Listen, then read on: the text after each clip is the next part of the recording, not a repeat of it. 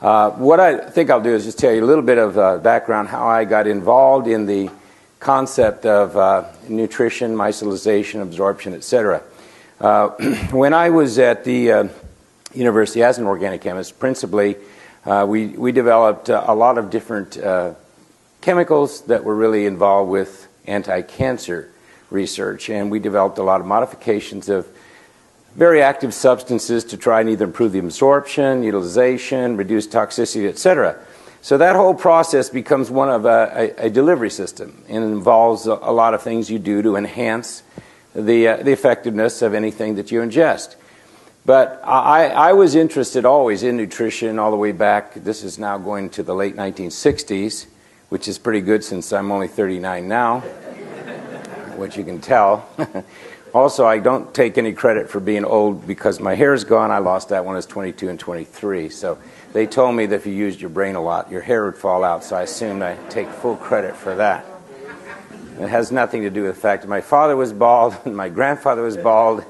So when I was at the university, and we were doing a lot of things with these anti-cancer agents, a lot of other chemicals, I got interested in looking at nutrition. I felt, well, there's some things that we take every day and we eat every day, and we should be able to absorb those every day. And there was sort of a beginning time of nutritional supplementation. I think probably some of the people who were on television, some are still living, that used to take 30, 40 pills a day, and I always thought, boy, that's sort of intriguing. Why would you need to take so many things? And there must be some issue involved here. Most people think you are what you eat. How many people think you are what you eat? Well, that's not really true. You're not what you eat, you're only what you absorb and use. So no matter what you take in, if you don't absorb it and use it, it's of very little value. So because of that, I was very intrigued about particularly a group of nutrients that were fat-soluble. Because I said, well, those don't probably get absorbed too well, and research showed that they didn't. Maybe vitamin E, 25% is absorbed under normal circumstances. So I said, that's not very, very efficient. And, of course, also during that time, I was looking at other ways to enhance absorption. We were the first ones to take niacin and put them in little pellets in a capsule and make them time release so that you didn't get flushing, so that you could take high levels for cholesterol. We made some chewable things so you can enhance absorption that way.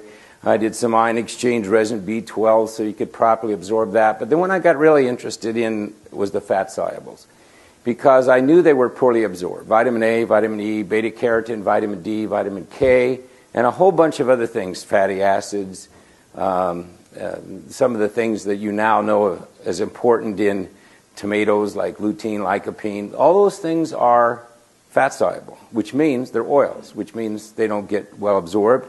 And the reason for that is the body uses a water system for transport. So your bloodstream is water, your tissues are water, in and out of cells are water. So if they're all water, how do you get oils to go in? Well, the body has a unique mechanism to do that. It's called forming micelles. So micelles are a natural process of the digestion that occurs in the body. And what that really means is you take a great big blob of oil, and the body, through pancreatic enzymes and bile acids, breaks that up into a tiny little particle called a micelle, which is really a little blob of oil that's now reduced to a tiny, tiny size. And then it's surrounded by water. So now the body can actually pick it up, transport it, and use it. That's a normal process, but it's not necessarily very efficient to do that. So the thought was, well, if that's really what's going on, and by the way, let me tell you what a micelle has to be obviously smaller than a red blood cell or anything. Otherwise, they keep slipping in and out of the vessels as well. So what I thought about is, well, what if we create a system where we make a micelle out of fat solubles in advance? That is, before you take it. Is there a way to take a fat soluble material, put it into a micelle, so that you now have it in a water solution? And the answer is yes, you could. That was done a lot in other areas of chemistry. So I thought, well, why not for nutrition? So what we did is we came upon a method of being able to take a fat-soluble oil, break it up into a tiny micelle by using some naturally occurring things and actually making that particle size very, very small. We were able to do that, and the particle size we were able to come up with a lot of work, and even now, even better, is something that's in the range of, this won't mean much, but I'll explain it to you, 0.05 micron to 1 micron. Now, say, well, what the heck does that mean? But rather than me explain it to you in terms of meters and feet and inches, let me just tell you that a red blood cell is about 10 microns. So what you're talking about is something that's 1/200th to maybe about 1/10 the size of a red blood cell. So you're trying to get things that are 1/100th the size of a red blood cell so that it can properly transport. So that's what we do when we create the concept of a micelle. And we were able to do that with vitamin E, vitamin A, beta-carotene, all the early days we were doing that. I associated early on with some investigators from Australia who were interested in this because they read a paper that I had written. And we started to work on some absorption studies. And I think some of you may have seen, I guess, these charts that are floating around. And the data in these charts, actually a lot of it was taken from a paper I wrote in 1989. What we found was in human studies that if we took an oil form and a micellized form of the same nutrient, we could actually look at absorption studies and say, well, what happens if you give an oil in terms of how much gets into the bloodstream and how fast, and then you switch those people over, give them the micellized version, and do the same thing, and then you cross them and repeat that. So it's what's called a crossover trial. When we did that, we found that the absorption of vitamin E, vitamin A, was actually almost 5 times higher in terms of actual levels in the plasma. We also found out that the rate of absorption was several times higher, which means you absorb things faster. We also found out that other things, which was most people don't know, don't interfere with micellization process in terms of absorption. So certain foods might block uptake of certain nutrients, whereas micellization sometimes just bypasses that. So that's why you get a better and faster absorption. We also did the same thing with beta-carotene, and we found out that the same was true. Also, not in those charts, but in the original paper we published, there was a lot of data that we did on platelet aggregation. We found that vitamin E can actually break up platelets, which is the thing that clogs your bloodstream. So if you go to your cardiologist, he wants you to take aspirin to break up the platelets, clumping. Thrombin causes things to like stick together. Well, that's good in case you get cut. You don't want to be bleeding all over the place. But on the other hand, you don't want too much of that to be occurring because you're going to have problems with clogging vessels. Vitamin E, one of the functions it does do is it helps protect against that clumping or coagulation. But the reason it wasn't very interesting most of the time, we found the oil forms don't really do well in blocking that aggregation. But micellized ones did, almost 2.5 to 3 times better.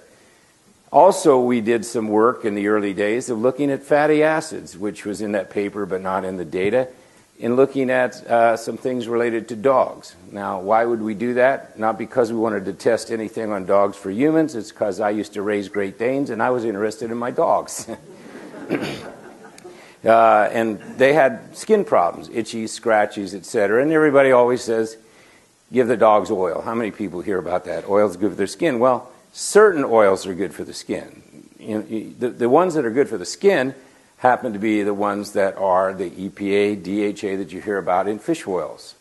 Obviously, vegetable oils have linoleic acid, but everybody's got tons of linoleic acid. Everybody takes linoleic acid because you eat vegetable oils all day long, whether you know it or not. So what we did was we realized that that type of oil probably is very helpful, but when you give dogs just that oil, they didn't improve. But when we micellized it and made fish oil water-soluble, they had significant improvements. In the one study we did, just with the oil, we only saw improvement in less than half of the animals. When we did it with the micellized version, we found about 95% improved significantly. This was done with veterinarians. By the way, this did result in a product, which you probably, if you have animals, go to a pet store, you'll find Lipiderm any place. Lipiderm is my product that I did. It's still sold in all the pet stores. You can find that all over the country. So it's nothing really to do with biometics, but shows you that micellization has a role in products that have been around and actually improve things. So if you go to a pet store, look for Lipiderm. If you also see Dermasol, which is a vitamin A micelle for topical, I noticed somebody was mentioning the fact that they took the nutrients because of the carpal tunnel syndrome, put it on their hands and said, I feel good. We'll say, how can something you take in this way work good this way? Well, that's because the micellization process allows you to go through epithelial lining tissues, which is intestinal tract, but also skin. Very similar types of tissues. So if you go to a pet store, you'll see Dermasol in a gel form and also a spray for dogs. And just so you know, we actually tested this on humans before I let my dogs do that. So Dermasol is true, was actually tested on humans with an associate. He is actually a co-discoverer of retin A. And we did the work with that on humans. He's since done things with it in humans as well.